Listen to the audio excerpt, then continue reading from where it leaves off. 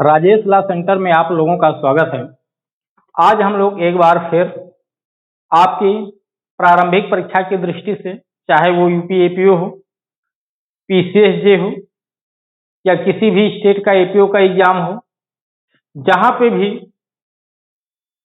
CrPC, IPC और Indian evidence act syllabus में है, कोई भी परीक्षा हो, उसमें करंट केस लॉ के आधार पे ये जो लिस्ट यहाँ पर मैंने बताई है आप लोगों को, काफी महत्वपूर्ण है।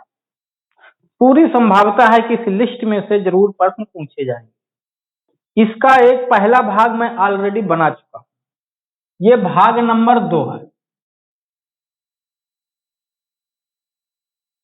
भाग 2, ठीक। पहला पार्ट आ चुका है जिसमें से 13-14 केस लॉ पे मैंने चर्चा किया था पिछले वीडियो में। आप लोग उसको जो है चैनल पे देख सकते हैं, उपलब्ध है।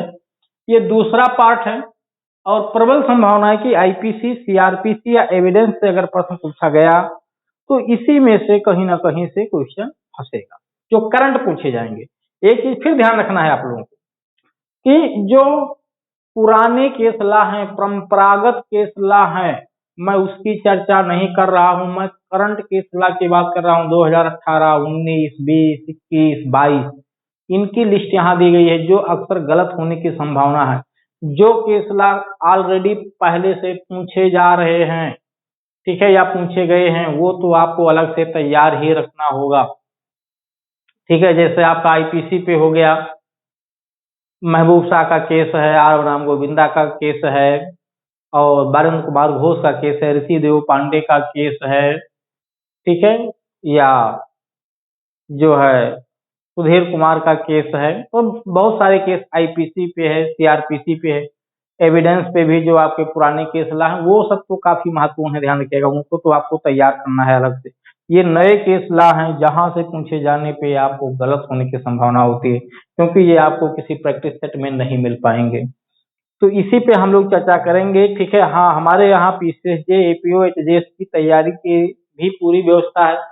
इसके लिए ऑनलाइन और ऑफलाइन दोनों प्रकार की क्लास की सुविधा उपलब्ध है। साथ ही साथ मेंस के लिए भी जो है पढ़ाया जाता है, और अलग से मेंस की क्लास होती है।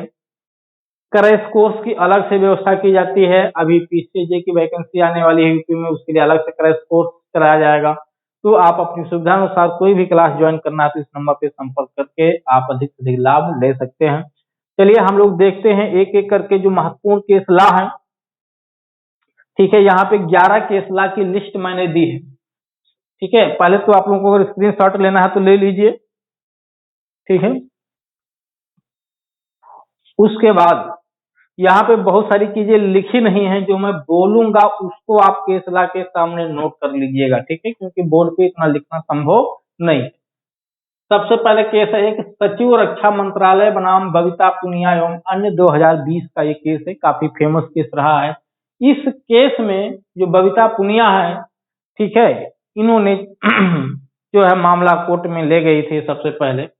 बाद में तो रक्षा सचिव मंत्रालय सुप्रीम कोर्ट में जाता है, जिसमें इस बात को चैलेंज किया जाता है कि सशस्त्र सेना में महिलाओं को अस्थायी रूप से नियुक्त नहीं किया जाना चाहिए।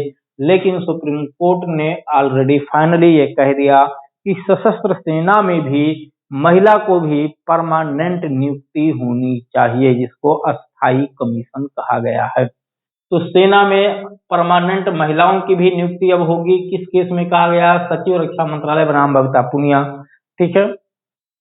वैसे तो मेन ये कॉन्स्टिट्यूशन पे प्रोविजन है, लेकिन अगर कहीं पूछा गया तो याद रखिएगा।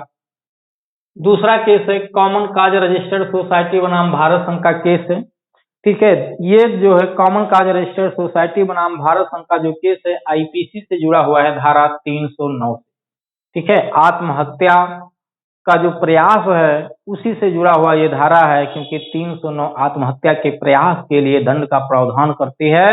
309 में बताया गया है कि यदि कोई व्यक्ति आत्महत्या का प्रयास करता है तो ये अपराध है और उसे 1 साल तक के कारावास या जुर्माने से दंडित किया जा सकता है। तो आत्महत्या का तो जीवन के अधिकार में मरने का अधिकार शामिल है या नहीं, यही प्रश्न काफी विवादित है, और ये विवाद आज से नहीं है, ठीक है, ये 20वीं शताब्दी से ही चला आ रहा। ये विवाद आज से नहीं, आज तो हम लोग 21वीं शताब्दी में जी रहे हैं, 20वीं शताब्दी से ही ये प्रश्न चला आ रहा है, जहाँ पे 1894 में एक सुप्रीम कोर्ट में सबसे फेमस केस आता है पी रतिनाम बनाम भारत। पी रतिनाम के केस में जो 1994 का केस है, इसमें सुप्रीम कोर्ट ने कह दिया कि जीवन के अधिकार में मरने का अधिकार शामिल है। ठीक है, अतः धारा 309 आईपीसी अनकॉन्स्टिट्यूशनल है। तो ये पहला केस है सुप्रीम कोर्ट का, ध्यान रखिएगा। इसके पहले भी 2 केस और हैं, लेकिन वो हाई कोर्ट के तो वो यहाँ महत्वपूर्ण नहीं, लेकिन पी रतिनाम का केस, जिसमें पहली बार सुप्रीम कोर्ट ने कहा कि जीवन के अधिकार में मरने का अधिकार शामिल है, अतः यदि कोई व्यक्ति आत्महत्या करने का प्रयास करता है तो वो अपराध नहीं है, अतः धारा 309 अनकॉन्स्टिट्यूशनल है। लेकिन फिर 2 साल बाद ज्ञान कौर बनाम पंजाब राज्य के केस में, जो 1996 का है, सुप्रीम कोर्ट पी रतिनाम के केस में दिए गए जजमेंट को पलट देता है और कहता है कि जीवन के अधिकार में मरने का अधिकार शामिल नहीं है, यानी आप स्वेच्छा से जो है आत्महत्या नहीं कर सकते, करेंगे तो ये अपराध है, ना ही आपके कहने पे कोई आपको मार सकता। तो धारा 309 जो अनकॉन्स्टिट्यूशनल हो गया था, उसको फिर से कॉन्स्टिट्यूशनल डिक्लेयर कर दिया गया। फिर एक दूसरा केस आता है इसी पे 2011 में अरुणा रामचंद्र शानबाग बनाम महाराष्ट्र का केस। तो अरुणा रामचंद्र शानबाग बनाम महाराष्ट्र के केस में सुप्रीम कोर्ट ने थोड़ा सा निष्क्रिय इच्छा मृत्यु की छूट दी, लेकिन बाद में जो लास्ट केस आता है 2018 का कॉमन कॉज रजिस्टर्ड सोसाइटी बनाम भारत, ये सबसे लेटेस्ट केस है, काफी महत्वपूर्ण केस। इस केस में इच्छा मृत्यु को कोर्ट ने जायज मान लिया कि इच्छा मृत्यु जायज है, और वसीयती इच्छा मृत्यु को भी वैध ठहराया, साथ ही साथ निष्क्रिय इच्छा मृत्यु की छूट दे दी गई। ठीक है, कि कुछ दशाओं में आपको निष्क्रिय इच्छा मृत्यु की छूट, यानी जैसे आप घातक बीमारियों से ग्रसित हैं तो जो जीवन रक्षक प्रणाली है उसको हटाने की छूट दे दी गई, जैसे वेंटिलेटर है हटा लिया जाए, ऑक्सीजन लगा हुआ है हटा लिया जाए। मारने के लिए नहीं कहा गया, लेकिन हटाने के लिए कहा गया कि जिससे आपका जीवन चल रहा है उसी को हटा लिया जाए तो अपने आप मौत हो जाएगी। तो इसमें जो है काफी हद तक जो है जीवन के अधिकार में मरने के अधिकार को भी शामिल कर दिया गया विषम परिस्थितियों में। तीसरा केस है अनुराधा भसीन बनाम भारत। जिस समय अनुच्छेद 370 हटाया गया था, उसी समय जो है वहां पे जम्मू कश्मीर में काफी लंबे समय तक इंटरनेट सेवा बंद कर दी गई। उस इंटरनेट सेवा को बंद किए जाने पे अनुराधा भसीन ने जो है कोर्ट में जो है मामला लेकर के चले गई, और उन्होंने कहा कि इंटरनेट सेवा बंद किया जाना हमारा एक फंडामेंटल राइट है, जो अनुच्छेद 19(1) के तहत मुझे मिलना चाहिए। सुप्रीम कोर्ट ने इस बात को मान लिया और कहा कि इंटरनेट सेवा बंद किया जाना एक फंडामेंटल राइट का वायलेशन है, जो अनुच्छेद 19(1) के तहत हर व्यक्ति को इंटरनेट सेवा प्राप्त करने का अधिकार है। तो अतः इस इंटरनेट सेवा को मनमानेपन तरीके से लंबी अवधि के लिए बंद नहीं किया जा सकता। चौथा केस है संदीप कुमार बनाम उत्तराखंड राज्य। ये आईपीसी की धारा 304(b) से जुड़ा हुआ। इस केस में जो है दहेज मृत्यु का मामला कोर्ट में लाया गया था, 304(b) आईपीसी जो 1986 में जोड़ा गया। ठीक है, इसके साथ एविडेंस की धारा 113 खा पढ़ी जाती है, जिसमें मृत्यु की उपधारणा किए जाने का प्रावधान किया गया, और वो सैलपेजों है, बस खंडनीय है, उसका खंडन किया जा सकता है। यहाँ पे अप्राकृतिक मृत्यु दहेज मृत्यु के अपराध के लिए होना मैंडेटरी है, क्योंकि इसमें धारा 304(b) का जो कंडीशन है वो 4 है। पहला कंडीशन ये कि किसी विवाहित महिला की मृत्यु हुई, दूसरा ऐसी मृत्यु अप्राकृतिक रूप से हुई, तीसरा ऐसी मृत्यु के समय तो ऐसी महिला की मृत्यु विवाह के 7 वर्ष के भीतर हुई हो, और चौथी कंडीशन ये है कि मृत्यु के समय या उसके पूर्व पति या उसके नातेदारों द्वारा उससे दहेज की मांग की गई हो या दहेज के लिए उसके साथ क्रूरता किया जा रहा, तब वहां पे 304(b) बनती है। लेकिन मृत्यु अप्राकृतिक होना चाहिए। तो कोर्ट ने कहा कि अगर महिला की मृत्यु नेचुरल है तो 304(b) वहां लागू नहीं हो सकता। तो लेकिन इतनी बात तो ये तो मेन यहाँ पे केस लॉ में आपको बताया जा रहा है, कोर्ट ने इतनी बात नहीं कही और ना ही इतनी शर्तें पूरी हैं। अप्राकृतिक मृत्यु होना जो मैंडेटरी है, साथ ही साथ वो हुई कैसे ये साबित भी ना हुआ। अगर अप्राकृतिक मृत्यु हुई कैसे है ये साबित हो गया तो 304(b) का अपराध नहीं हो सकता, ध्यान दीजिए। अगर ये पता, अप्राकृतिक मृत्यु का मतलब क्या है कि स्वाभाविक मृत्यु ना हुई हो, चाहे महिला को मारा गया हो, जहर दिया गया हो, गला दबाया गया हो, पानी में डुबाया गया हो, आग लग गई, महिला खाना बना रही थी मर गई, भूल से कुएं में पानी भरने गई थी, रात में समझ नहीं पाई, कुएं में पैर रख दी, जल के मर गई, सांप ने रात में लेटी हुई थी काट लिया मर गई। अगर ये सब बताएं, साबित हो गए कि अप्राकृतिक मृत्यु हुई कैसे, तो वहां भी 304 का अपराध नहीं बनता है। यानी अप्राकृतिक मृत्यु तो हुई हो, लेकिन ये साबित ना हुई हो कि मृत्यु हुई कैसे, तभी जो है 304 का अपराध बनता है। शेष शर्तें और पूरी होनी जरूरी है कि विवाह के 7 वर्ष के भीतर हुआ हो, पति और नातेदारों द्वारा दहेज की मांग की जा रही हो या उसके लिए क्रूरता किया जा रहा हो। तो दहेज मृत्यु के लिए मृत्यु अप्राकृतिक हो और ये साबित भी ना हो कि हुई कैसे है, अन्यथा दूसरा अपराध बन जाएगा, 304 का अपराध नहीं बन सकता। चलिए, वैसे तो दहेज मृत्यु पे, दहेज मृत्यु, दहेज हत्या, ठीक है, इन सब पे बड़ा डिटेल पे वीडियो बने हुए हैं। आप इस चैनल पे जो है प्लेलिस्ट में जाएंगे तो आईपीसी के अपराधों में जो आईपीसी का प्लेलिस्ट है उसमें मिल जाएगा। चलिए, अगला केस है कि मोतीराम बनाम मध्य प्रदेश का केस। ठीक है, ये केस तो पुराना है, फिर भी मैंने यहाँ पे रख दिया है इसलिए क्योंकि इस केस में न्यायमूर्ति कृष्णा अय्यर ने कहा था, ये धारा जो है धारा 437 से जुड़ा हुआ है सीआरपीसी से, जिसमें कहा था न्यायमूर्ति कृष्णा अय्यर ने कि जमानत दिया जाना एक सामान्य नियम है। जमानती अपराध में भी, क्योंकि जमानती में तो जमानत दी ही जाएगी, जमानती अपराध में नॉन बेलेबल ऑफेंस में भी बेल ग्रांट किया जाना एक जनरल रूल है और ना ग्रांट किया जाना एक एक्सेप्शनल कंडीशन। तो जमानत पे छोड़ा जाना एक सामान्य नियम, ना छोड़ा जाना एक अपवादिक नियम। तो कुल मिलाकर के न्यायमूर्ति कृष्णा अय्यर साहब क्या कहना चाह रहे थे कि अजमानती अपराध में भी विशेष दशाओं के सिवाय जमानत पे छोड़ दिया जाना चाहिए। जबकि कुछ तो हाई कोर्ट के जजेज ऐसे हैं जो ये मान के बैठे हुए हैं कि उनको बेल देना ही नहीं, कि अरे भाई मान के नहीं बैठा जाना चाहिए, हर मामले के तथ्यों परिस्थितियों को देखिए और आपको लगता है कि इसमें बेल दे दिया जाना चाहिए तो दे दीजिए, अगर उसमें लोकहित की, लोक न्याय की हानि नहीं होना है तो दे दीजिए। ठीक है, जब वो दोषी हो जाएगा तब जेल में आप डालिएगा, अभी से जेल में डाल करके उसके फंडामेंटल राइट को कुचलिए नहीं। अगर वो अन्यथा जमानत पे छूटने का हकदार है तो फिलहाल अपने अपने कोर्टों का व्यू होता है। ठीक है, सब इंसान ही होते हैं, सबकी अपनी अपनी सोचें होती हैं, कुछ लोग तटस्थ होते हैं, कुछ लोग पहले से ही बाझ होकर बैठे होते।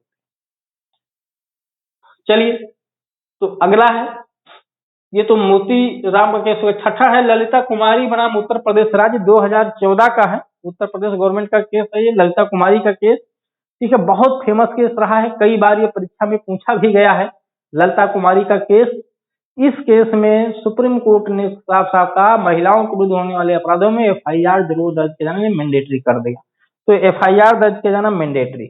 यही बात मुकुल राय बनाम पश्चिम बंगाल 2019 के केस में भी कहा गया कि जो है एफआईआर की सूचना, अगर किसी संज्ञेय अपराध के होने की सूचना दी गई है तो एफआईआर दर्ज करना अज्ञापन मैंडेटरी। अगला केस है लाटेश बनाम महाराष्ट्र राज्य, ये 2018 का केस। ये भी सीआरपीसी की धारा 154 से जुड़ा हुआ है, जिसमें कहा गया कि यदि एफआईआर जो दर्ज कराई गई है सूचनादाता के द्वारा आरोपी का नाम उसमें नहीं बताया गया तो इसका ये मतलब नहीं कि वो एफआईआर फर्जी है, यानी ये प्रिजम्पशन ना किया जाए कि एफआईआर फर्जी है। क्यों? क्योंकि सूचनादाता ने एफआईआर का नाम नहीं बताया, वो आरोपी का नाम नहीं बताया। भाई उसको नहीं पता उसके साथ अपराध किसने किया है, उसके घर को किसने जलाया, उसके घर में किसने तोड़फोड़ की, तो क्या वो एफआईआर नहीं दर्ज करा सकता है? बिल्कुल दर्ज करा सकता है, लेकिन जब पता नहीं है तो कैसे नाम दर्ज करा देगा? अज्ञात लोगों का नाम दर्ज कराएगा, या तो किसी को फर्जी फंसा दे, फर्जी फंसाना अपराध है, फर्जी किसी को फंसाया नहीं जा सकता। तो जब नहीं पता है तो इसका ये तो मतलब है नहीं कि एफआईआर आप दर्ज नहीं करा सकते जब तक आरोपी का नाम न पता हो। तो एफआईआर में आरोपी का नाम होना मैंडेटरी नहीं है। तो अगर एफआईआर में सूचनादाता ने जो अपराधकर्ता का नाम नहीं दिया, अपराधी का आरोपी व्यक्ति का नाम नहीं दिया है, तो ऐसा कोई प्रिजम्पशन नहीं किया जाएगा कि वो अपराध फर्जी, एफआईआर फर्जी। अगला केस है 9 भगवान सिंह बनाम उत्तराखंड। भगवान सिंह बनाम उत्तराखंड के राज्य में सुप्रीम कोर्ट ने साफ साफ कहा कि अगर आप कोई फंक्शनल कार्यक्रम, कोई अकेजन कहीं चल रहा है और वहां पे आप बंदूक लेकर के जाते हो और हर्ष फायरिंग करते हो तो बंदूक जो दी गई है, जो लाइसेंस जारी होता है, वो हर्ष फायरिंग के लिए नहीं जारी होता है, बल्कि अपने शरीर और संपत्ति की सुरक्षा के लिए जारी होता है। और हर्ष फायरिंग करना शरीर और संपत्ति की सुरक्षा की श्रेणी में नहीं आता है। अतः अगर आपके हर्ष फायरिंग से किसी व्यक्ति की मृत्यु हो गई, चाहे आपका इंटेंशन, चाहे नॉलेज हो या ना हो, तो आप कम से कम धारा 304 की उपधारा 2 में दोषी होंगे। यानी आपराधिक मानववध का तीसरा प्रकार की श्रेणी में आप लायबल हो जाएंगे, जिसके लिए सजा 304(2) में दिया गया।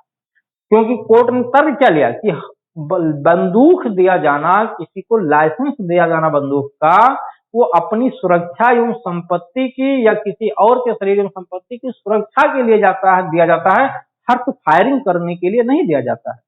और आप हर्ष फायरिंग करके, जिसमें आपको ये पता है कि हर्ष फायरिंग में अगर कहीं चूक हुई थोड़ी सी भी, तो उस गोली से किसी की जान जा सकती है, तो आप 304 की उपधारा 2 में आप दोषी हो जाएंगे। यानी आपराधिक मानववध के लिए आप दोषी होंगे, जो हत्या नहीं है। उपेक्षा नहीं है, बच्चे उचेंगे नहीं, कुछ नहीं, एक्सीडेंटल कोई बचाव नहीं मिलेगा, ध्यान दीजिए।